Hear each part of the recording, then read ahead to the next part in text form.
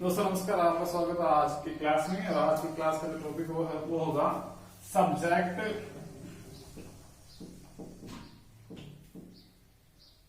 Verb Concord.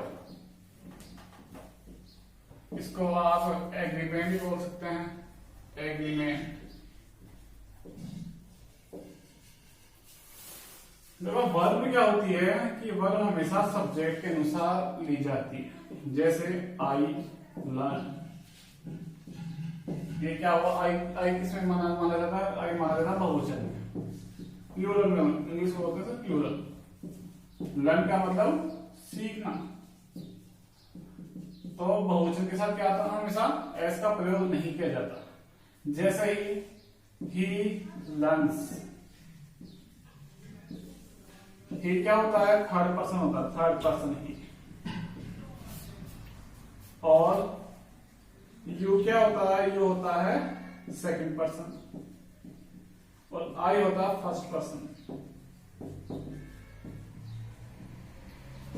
तो subject verb agreement का मतलब क्या होता है कि जो वर्ब का प्रयोग होता है वो सब्जेक्ट के अकॉर्डिंग होता है। इनमें कई चीजें अपवाद भी आती हैं। तो सबसे पहले आज अपन देखते हैं कि जैसे मैंने भी बताया कि आई जो है, आई वैसे तो बहुवचन माना जाता है, लेकिन इसमें क्या होगा? लर्न का प्रयोग होगा।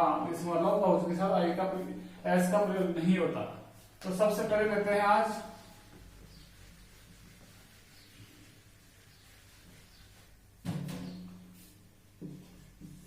ऐसे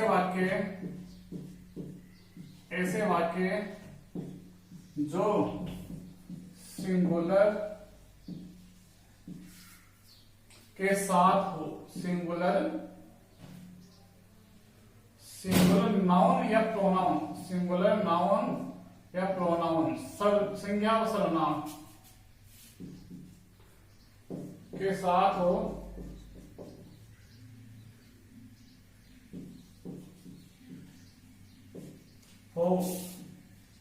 और एंड से जुड़े हो, और एंड से जुड़े हो। तो वर्ब का प्रयोग, इसमें क्या अपन को वर्ब का प्रयोग ही देखना पड़ेगा। वर्ब का प्रयोग कैसे होता है? और वर्ब एंड से जुड़े हो तो वर्ब कैसे आएगी? हमेशा प्लूरल आएगी। प्लूरल मतलब बोलते हैं बहुवचन में आएगी। परीक्षा में बहुत ज्यादा बार पूछे गए ऐसे क्वेश्चन की सब्जेक्ट वर्ब एग्रीमेंट के अकॉर्डिंग। जैसे Rajesh and Ramesh have passed the exam. इसका क्या मतलब हुआ कि राजेश और रमेश क्या है? उन्होंने एग्जाम को पास कर लिया। अब इसमें आपको ये देखना चाहिए कि रमेश क्या है? एक वचन है। रमेश एक इंसान है तो क्या आएगा? एक वचन है, सिंगुलर पर्सन आ गया। तो इसमें क्या आना चाहिए? है जाना चाहिए वर्ब के अकॉर्डिंग। लेकिन इसमें क्या आ रहा है? हैव आ रहा है।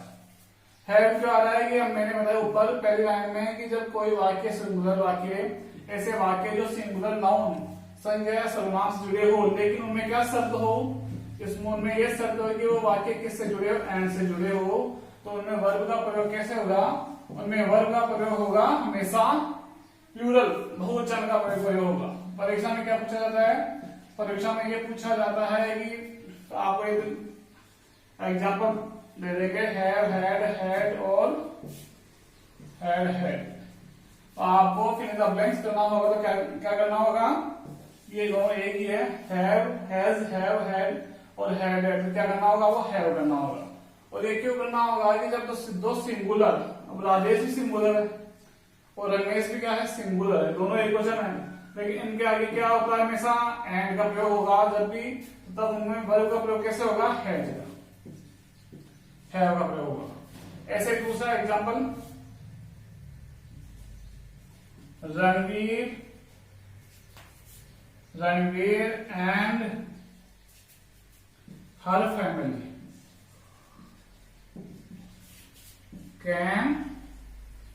Ranveer and her family came last Sunday. Ranveer and her family came last Sunday. Ranveer और उसकी फैमिली है वो कब आई? लास्ट संडे को।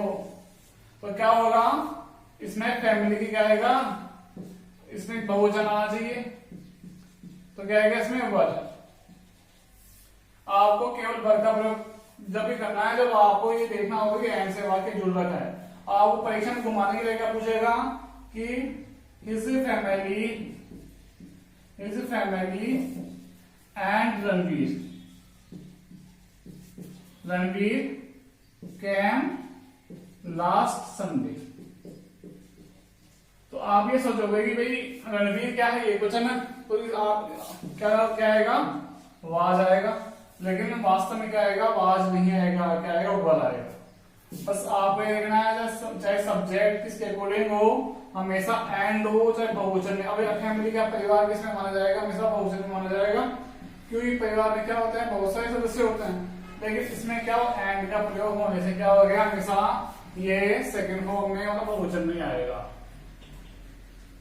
अब आते हैं इसका दूसरा एग्जाम्पल, जो कि बहुत ही इंपॉर्टेंट एग्जाम्पल है, एक्सेप्शन कैसे बोलते हैं।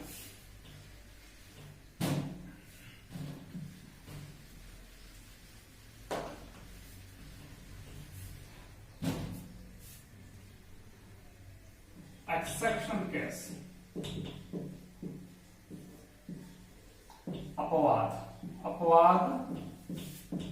अपवादी सेंटेंस। मैंने बताया कि एंड से अगर कोई वाक्य जुड़ जाता है तो सब वर्ब का प्रयोग कैसे होता है, बहुवचन में होता है, मतलब प्लूरल में होता है जैसे। लेकिन इसमें क्या होता है, सबसे ज्यादा बार पूछा गया question, time and tide waits for non.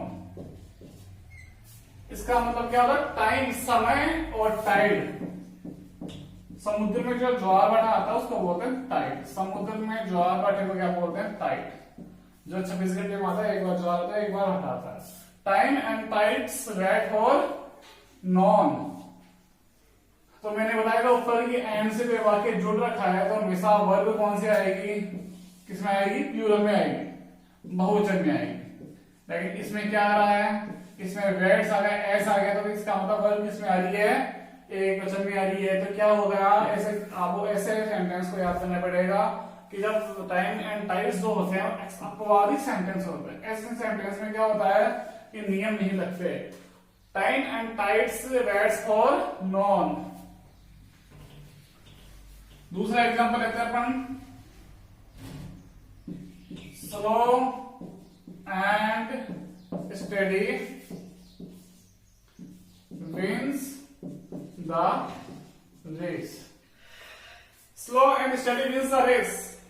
ये जो क्वेश्चन है वो हमेशा हर एग्जाम में आते हैं। जो राजस्थान के जो आगे एग्जाम्स है, जो रीट की एग्जाम आ रही है, पटवार की एग्जाम आ रही है, पटवार में क्या सिलेबस चेंज हो गया है, और ये ग्राम विकास अधिकारी की एग्जाम आ रही है, या हाई कोर्ट में जो भी एग्जाम क्लियर की आ रही है, उनमें क्या है, इंग्लिश का पोर्शन बहुत ही बड़ा पोर्शन है। और इस पोर्शन में क्या है, ये जो सब्जेक्ट वर्ब एग्रीमेंट होते हैं वो सब्जेक्ट में समझ दे रखे हैं कि पूछा जाता है कि आपको कि सब्जेक्ट वर्ब एग्रीमेंट का कितना आपको यूज करना आता है।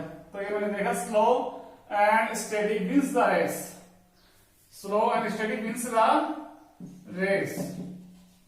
स्लो मतलब धीरे धीरे, स्लो मतलब धीरे धीरे, एंड स्टेडी लगातार। स्टेडी का मतलब क्या होगा, लगातार। स्टेडी तो पढ़ाई होती है और स्टेडी मतलब लगातार कोई कार्य जारी रखना। धीरे धीरे लगातार कोई भी काम करते हैं तो क्या होता है, हम हमेशा जीतता है। तो इस सेंटेंस का भाव क्या है, इस सेंटेंस का भाव यह है कि एंड जो रहता है कि अगर एंड लग जाए तो वह हमेशा एक वचन में आएगा। क्यों आएगा, क्योंकि ये क्या है, अपवाद है। किसमें, इंग्लिश के सब्जेक्ट वर्ब एग्रीमेंट में अपवाद है। ऐसे सेंटेंस में क्या होता है, सब्जेक्ट वर्ब एग्रीमेंट का रूल नहीं प्रयोग किया जाता। Slow and steady wins the race बहुत इंपॉर्टेंट सेंटेंस है।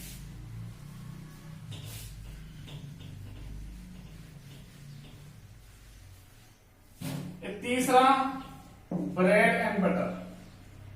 ब्रेड एंड बटर, इसमें क्या आएगा, इज आएगा। ब्रेड एंड बटर से कोई सेंटेंस स्टार्ट होए तो क्या आएगा, इज आएगा। इस रूल का मतलब क्या था कि जब सिंगुलर, अब ब्रेड क्या है, सिंगुलर है, बटर भी क्या है, सिंगुलर है। इनमें सिंगल में क्या आएगा, हमेशा बहुवचन में आता है। लेकिन ऐसे सेंटेंस में ब्रेड एंड बटर जो होते हैं वो उनमें जो सेंटेंस आएगा किसमें आएगा, इज में, मतलब एक वचन में आएगा।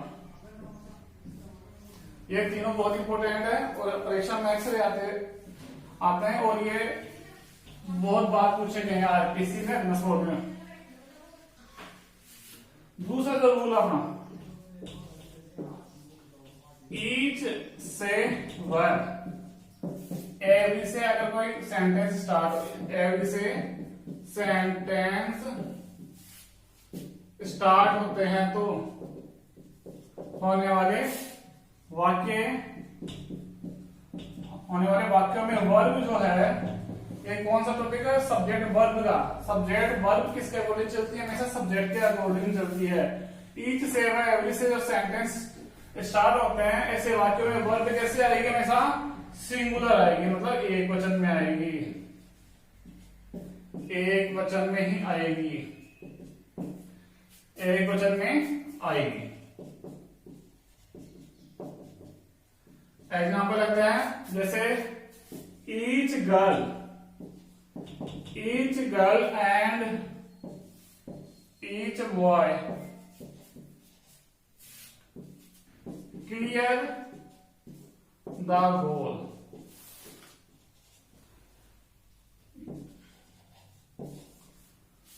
Each girl and each boy has clear the goal.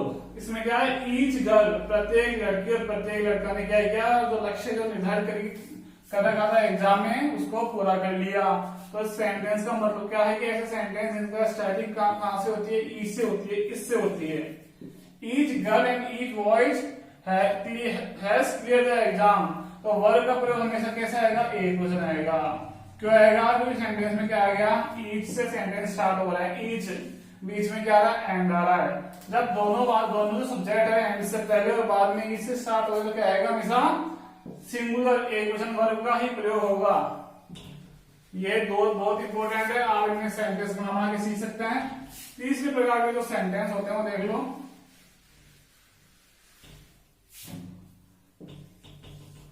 ऐसे वाक्य जो as well as connecting word और अलोंग विथ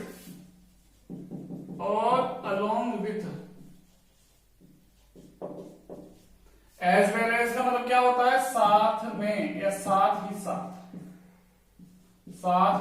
या साथ में, साथ बोल सकते हैं उनको। और अलोंग विथ का मतलब क्या होता है, साथ में। ऐसे वाक्य जो एज वेल एज और अलोंग विथ से जुड़े होते हैं, तो वर्ब का प्रयोग जो होता है, बहुत इंपॉर्टेंट टॉपिक है ये। तो वर्ब का प्रयोग हमेशा किसमें होता है, एक वचन में होता है। वर्ब का प्रयोग एक वचन में किया जाता है, सिंगुलर।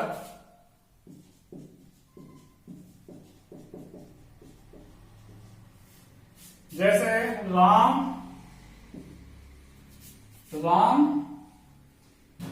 क्या है, single. Ram as well as his friends, Ram as well as his friend क्या हुआ, फेल इन एग्जाम। राम और उसके जो फ्रेंड है वो क्या हो गए, फेल हो गए। या दूसरा आप कोई भी ले सकते हो, Ram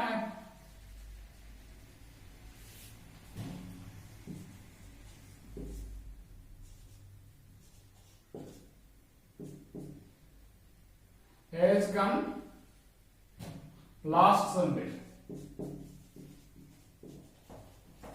Ram as well as his friends has come last Sunday. Sentence का मतलब क्या हुआ कि आपको सब्जेक्ट वर्ब एग्रीमेंट के बारे में बताना था कि जिस सेंटेंस का कनेक्टेड क्या हो, एज वेल एज हो, तो क्या आएगा उसमें, आपको क्या सब्जेक्ट नहीं देखना है, सब्जेक्ट क्या बहुवचन है या एक वचन। अब इसमें क्या है, सब्जेक्ट क्या कौन कौन से हैं, एक तो यह वाला सब्जेक्ट और एक यह वाला सब्जेक्ट। और इसमें जो सब्जेक्ट है वो हिज फ्रेंड्स है। तो हिज फ्रेंड्स का मतलब क्या हुआ कि क्रिया वर्ब कौन से आने चाहिए, बहुवचन में आने चाहिए। लेकिन क्या आएगा हमेशा हैज, मतलब एक वचन में आ रही है। इसका मतलब क्या हुआ कि ऐसे वाक्य जो कनेक्टिव एज वगैरह से स्टार्ट हो रहे हो उनमें वर्ब हमेशा किस में आएगी, एक वचन में आएगी। ऐसे आप अलोंग विद के साथ रख सकते हो। तो ये दोनों एक ही सेंटेंस है।